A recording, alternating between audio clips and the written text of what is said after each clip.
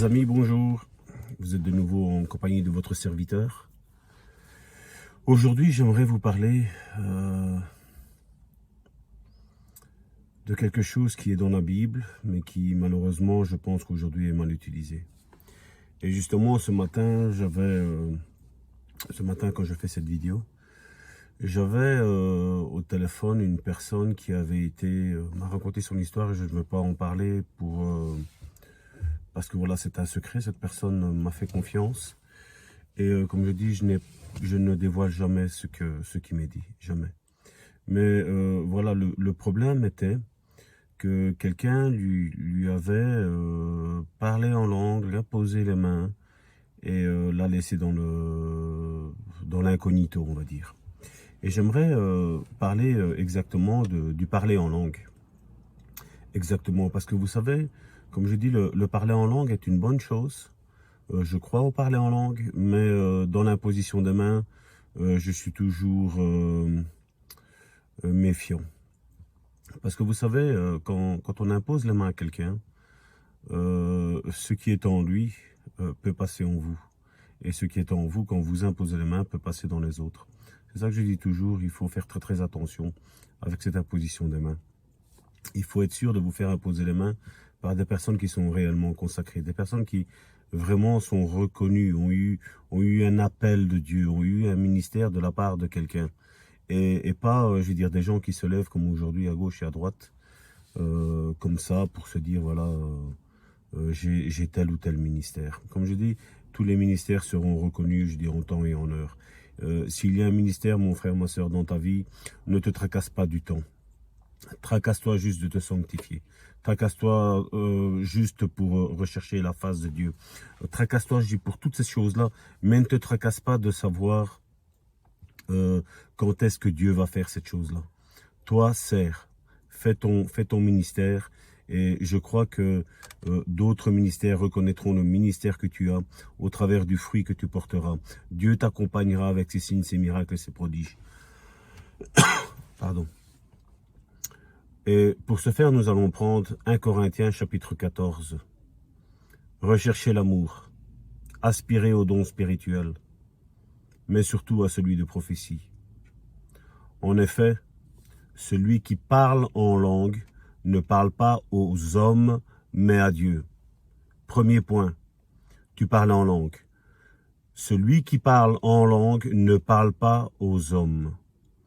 J'aimerais savoir pourquoi, c'est une question que je pose comme ça, pourquoi certains s'adressent dans des combats spirituels, dans des délivrances, parlent à la personne en langue. Alors que la Bible ici me dit, celui qui parle en langue ne parle pas aux hommes,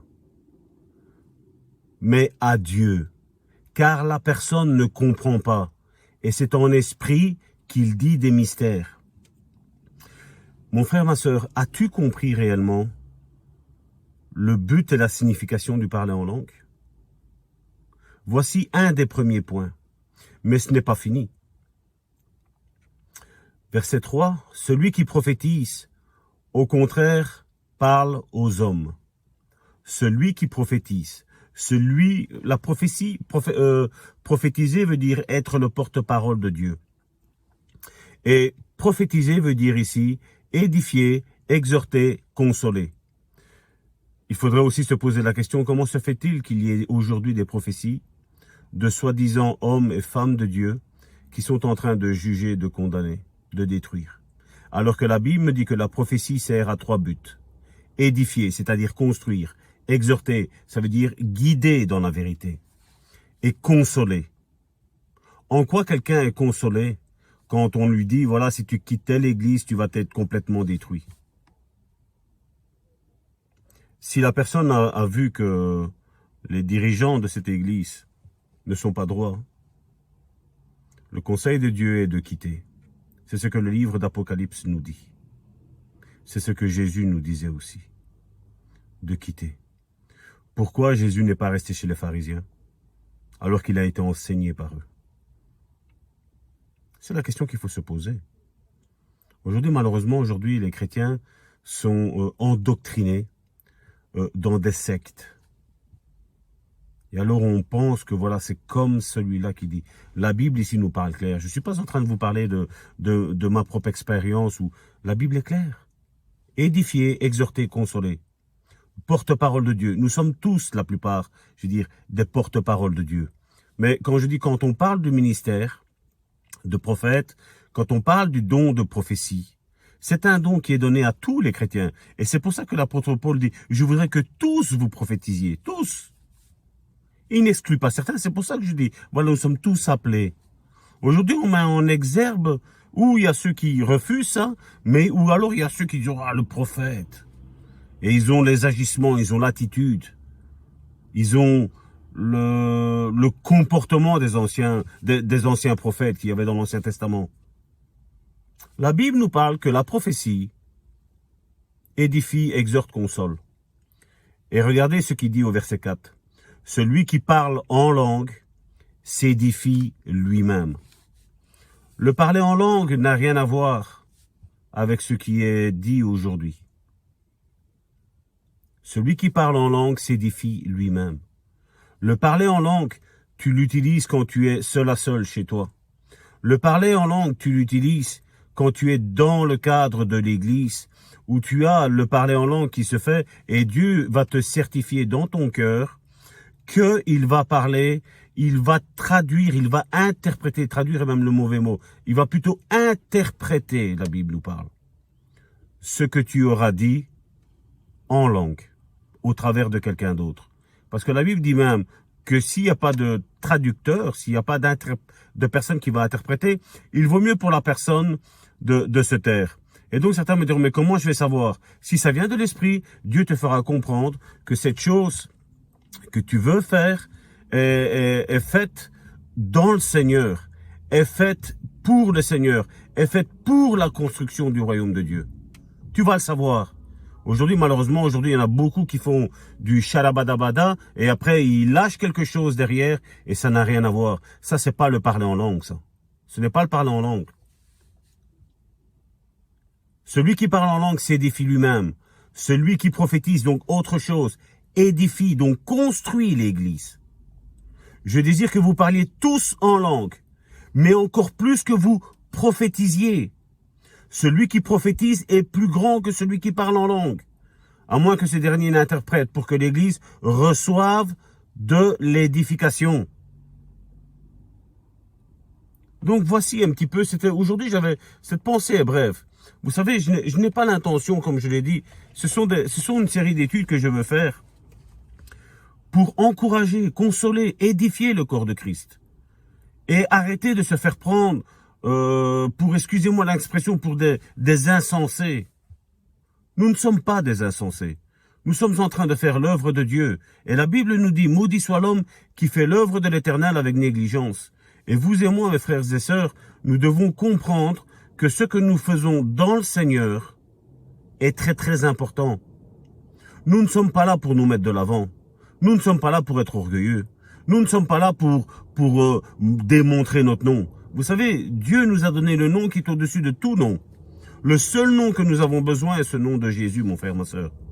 Et quand quelqu'un vient à toi, t'impose les mains, parle en langue, ou même que tu lui parles en français, tu parles en français, et d'ailleurs, je crois que c'est la suite. La suite, c'est ce qu'il dit aussi. Quand quelqu'un ne te parle pas dans la langue que toi tu parles, mon frère, ma sœur, dis-toi qu'il y a un problème. Refuse, reprends, censure directement. Je suis là pour encourager, mais je suis là aussi, mon frère, ma sœur, pour te dire de ne pas accepter tout ce que les autres font dans ta vie. Parce que tu risques de lier. La personne que j'ai eue au téléphone était liée. Depuis que cette personne-là avait imposé les mains, avait parlé en langue, elle se sentait liée, incapable de prier, mon frère, ma sœur. Et puis, comment tu vas faire pour t'en sortir? Seule cette personne-là peut te délier, si tu ne sais pas comment combattre. Et voici ce qu'il est dit à la suite. Et maintenant, frère, de quelle utilité vous serais-je au verset 6? Si je venais à vous en parlant en langue, et si je ne vous parlais pas par des révélations, ou par connaissance, ou par prophétie, ou par doctrine, si les objets animés qui rendent un son, comme une flûte ou une harpe, ne rendent pas de son distinct, comment reconnaîtront ce qui est joué sur la flûte, sur l'harpe?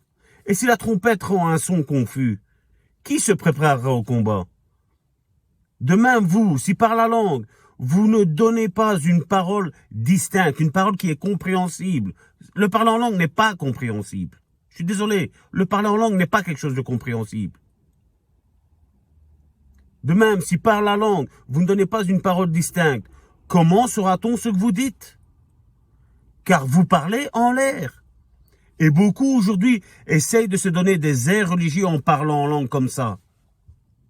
Le parler en langue est une édification entre toi et Dieu.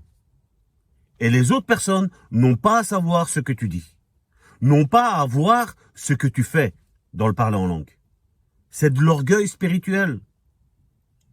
Et quand quelqu'un vient à toi te parlant en langue, réfute directement. Tu lui dis, qu'est-ce que tu m'as dit? Et tu verras, cette personne-là va être confuse. Elle-même. Parce que si tu ne le fais pas toi, c'est toi qui seras confuse, mon frère, ma soeur. Et il ne faut pas que ce soit comme ça. Aujourd'hui, il y en a beaucoup qui parlent en langue, mais ce n'est pas le parler en langue biblique. Si je fais là maintenant Shabadabada et je te dis quelque chose, comment vas-tu être certain que ça vient de Dieu? Comment vas-tu être certain? Comment vas-tu dire Amen? On ne dit pas Amen à parler en langue. Et la même chose, si la même personne qui parle en langue, la Bible nous dit, c'est une autre personne qui doit venir interpréter ce qui a été dit. Là, c'est véridique. Mais si je parle en langue et je traduis directement après, ce n'est pas un parler en langue, mon frère, ma soeur. Ce n'est pas un parler en langue. Il faudra dire que, voilà, la personne a voulu faire passer un message, et alors elle a parlé en langue pour attirer l'attention vers elle, et puis a parlé en langue et a traduit elle-même. Ce n'est pas comme ça que la Bible nous dit. C'est quelqu'un d'autre qui doit interpréter le parler en langue. Et comme je dis encore une fois, le Saint-Esprit t'attestera que ce que tu vas parler en langue, quelqu'un dans l'assemblée va interpréter ce que tu auras reçu, mon frère, ma soeur. Comme je le dis, cette série de vidéos a pour but de vous encourager, mes frères, mes sœurs. Cette série de vidéos a pour but d'arrêter de vous faire lier par les hommes. Arrêtez, mes frères, mes sœurs. N'ayons pas plus d'amour que Jésus. N'ayons pas plus d'amour que Jésus. Quand des choses sont contraires à la Bible, il faut les dénoncer, la Bible nous dit. Quand les choses sont contraires à la Bible, il faut les dire. Il faut les dire. Et voici, lisez toute cette épître de 1 Corinthiens chapitre 14, qui va dans plusieurs autres versions, qui vont vous confirmer ce que je vous dis là. Parce que je n'ai pas envie de parler de mon propre chef. Je ne parle pas de mon propre chef. Je parle parce que voilà, ce matin, j'ai eu une personne qui était vraiment dans le désarroi. Dans le désarroi, mes frères, mes sœurs. Arrêtez de vous faire lier. Arrêtez, mes frères, mes sœurs. Soyez bénis. Passez une bonne journée et n'oubliez pas que Karine et moi, nous vous aimons vraiment dans l'amour du Seigneur. Soyez bénis. Je vous encourage à aller de l'avant.